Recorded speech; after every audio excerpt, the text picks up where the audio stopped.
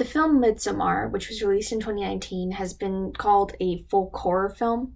And it's set in this town, Haga, which is in Sweden, and largely follows the plot of a girl, Dani, who is sort of immersed in this community that's very deeply rooted in the natural world, and has its own like set of rites and myths that sort of build who they are as a people. And when Dani, who is American, ventures into this film, she's sort of psychologically and physically cut off from her ordinary world, sort of in the idea of Joseph Campbell's ideas of venturing into the ordinary world and, coming to the special world for the Hero of a Thousand Faces and the hero's journey.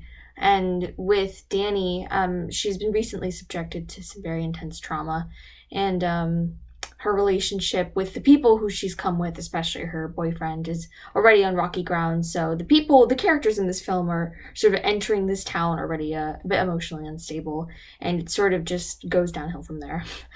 So the tone of the film is definitely very tense and disturbing for almost the entirety of the entire film. But this town does very much, and the culture that it surrounds itself in is very much centered around myth and ritual. And one of the things that you notice very early on is they sort of have this foundation built around initiation rites, and again, this idea of how intrinsically they're tied to nature and their society.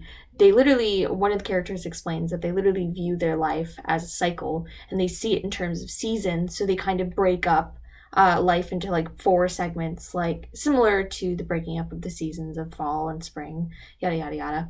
And with the cycle of life, they kind of see it as childhood until 18, summer being 18 to 36, and that's like a time of pilgrimage, and then 36 to 54 is labor, and then the age up until 72 is a sort of a mentor kind of like state.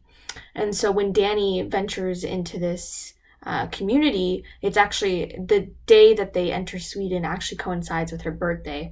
So I think initially, even from the beginning of this film, it's we're seeing Dani technically enter a new chapter of her life, what with successfully being alive for another year. But in terms of how important this idea of initiation into something new is in the film, and how rooted it is in this culture in particular, you kind of see that this hint very early on when Dani addresses her birthday, that this could be the tide of something, the oncoming tide of something new. And this sort of also, this emphasis on the initiation rites in this community ties into this idea of, because at the end of their life, we see that this community also in addition to having this rite, they have a bigger ritual which centers around the new year, which is, a reference to the title of the film, Midsommar. And it's sort of a nod to the idea of a creation myth and how important that is to the community, and how this can coincide with the actual cycle of the year, in addition to them explaining what that cycle of the year means to them. And through ritual, like initiation rites, you kind of see what this means to the society. So we see that they have a 9-day festival, and we sort of see each of these rites take place. And we're told by a member of the community that they're dressed like almost pageantry, like theater. But this level of pageantry we see ends up being pretty graphic, and we see that once you hit the age 72, they have a rite where you end up giving your life in exchange, in theory, for the welcoming of a new life. So once an individual passes, their name is passed on to a baby who is about to be born. So it again sort of cycles back to this idea that life is a cycle in their society, and they see everything as interconnected, and this is the natural way of things.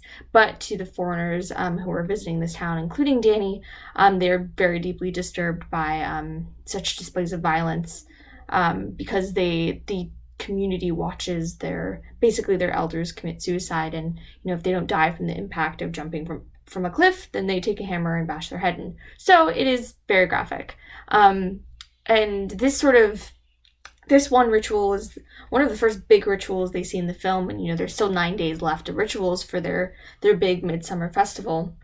And on top of that, we sort of see, even when the characters are walking anywhere within the community, you see that there's sort of rituals going on all the time, whether or not it's something minute of women being instructed how to dance to some kind of ceremony in the background, or people greeting each other or going about their daily business. You see how deeply rooted ritual is in their society, and how much all of these rituals are steeped in years and years of tradition that they orally pass along to one another.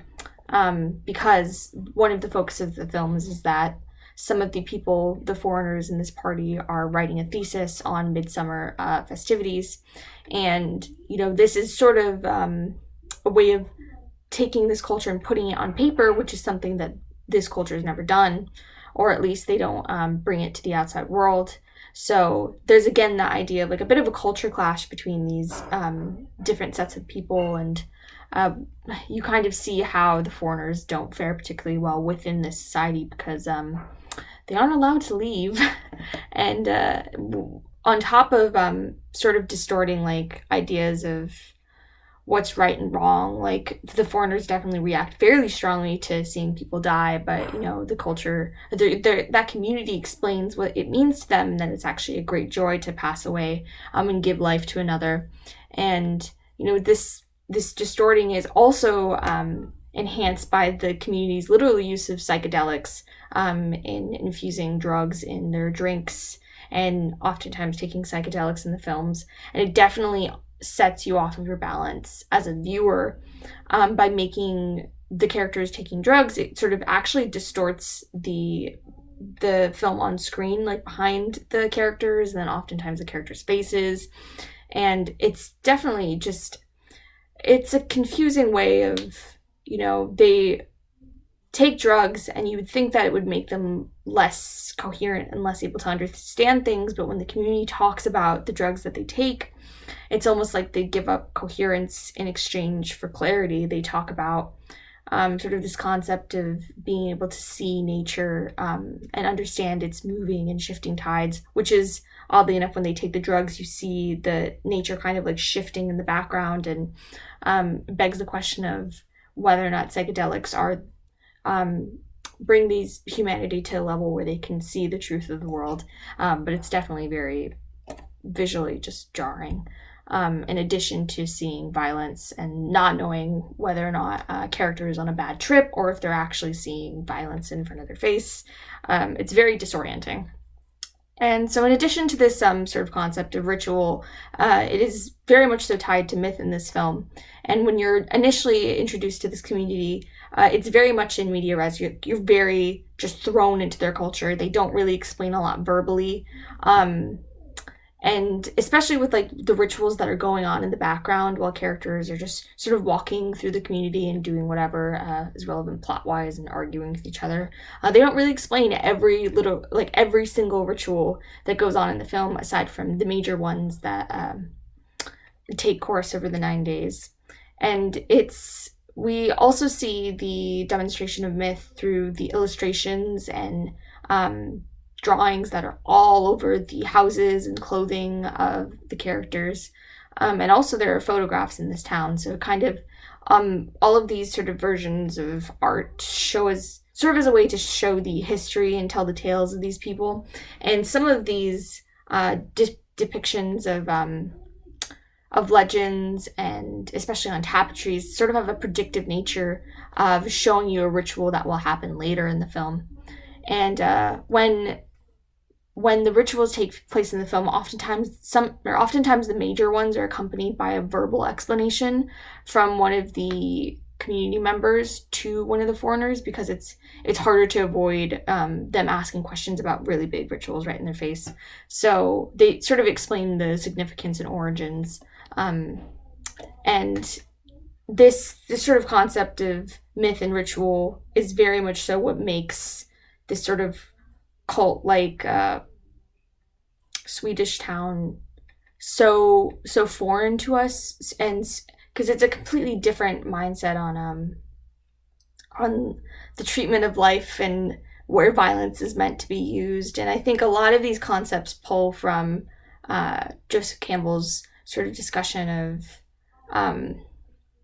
the journey of the hero, because although we're learning so much about this culture, it's very much so through the lens of the main character, Danny.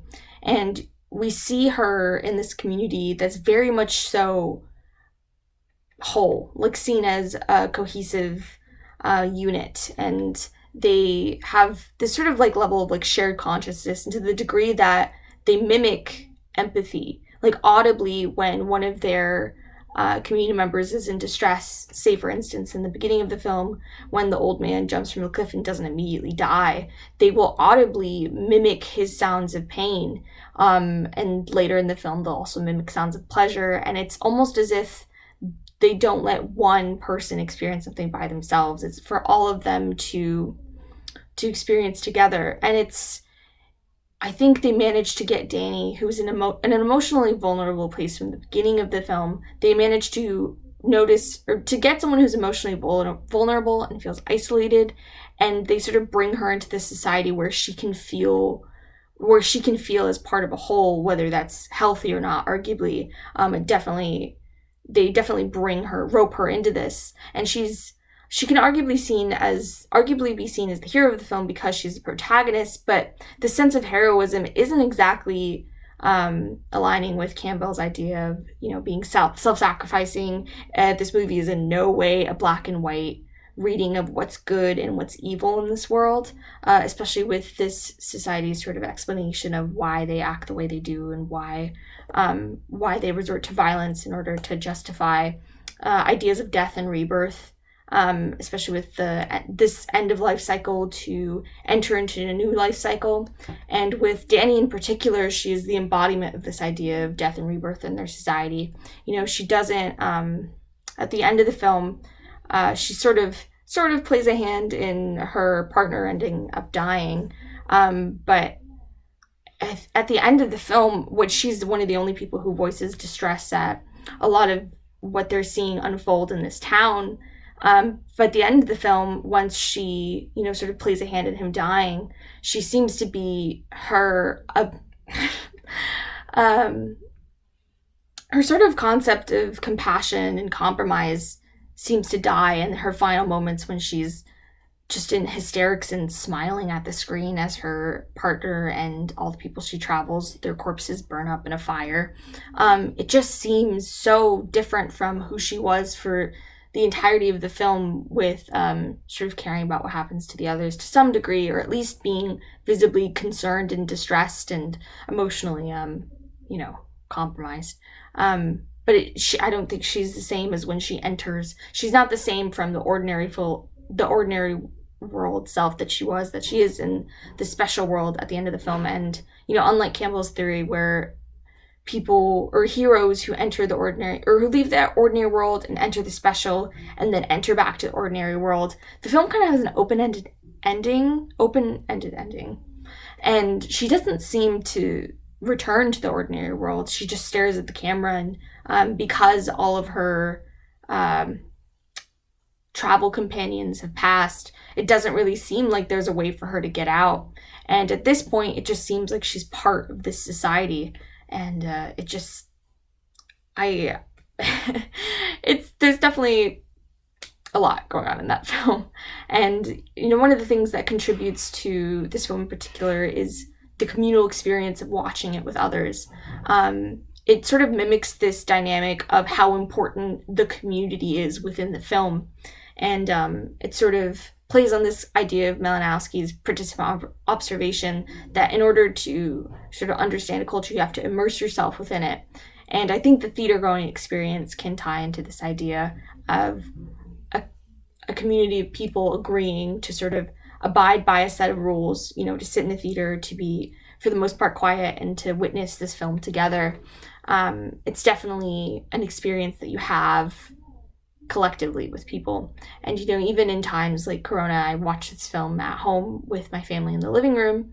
It was definitely interesting because we tried to mimic the theater-going experience as much as we could, what with making the room dark and just sort of isolate your attention on the screen. And, there were certain liberties we took with talking to one another when something happened during the film. And and not having to worry about etiquette with being in a room with other people you don't know, because we all knew each other. There was still definitely that level of reacting to violence, and by the end of the film, we were all visibly distressed and took a while to just sort of unpack it verbally. But it's interesting how this idea of community is present both on the screen and outside of the screen when with the people watching it. And so much of this film, as I mentioned throughout this discussion, is rooted in these concepts of myth and ritual and how it sort of shapes a community, and it shows their past and continues to influence their present and future with the rituals and myths they still verbally tell and still verbally do, and still physically do. It's interesting that the director quoted in an interview that he actually drew inspiration from Fraser's The Golden Bough. So it's interesting that he directly pulled from such an important text in Myth-Ritualism to sort of build this new community, this cult, this folk cult in the film. So definitely myth and ritual, big parts in Midsommar.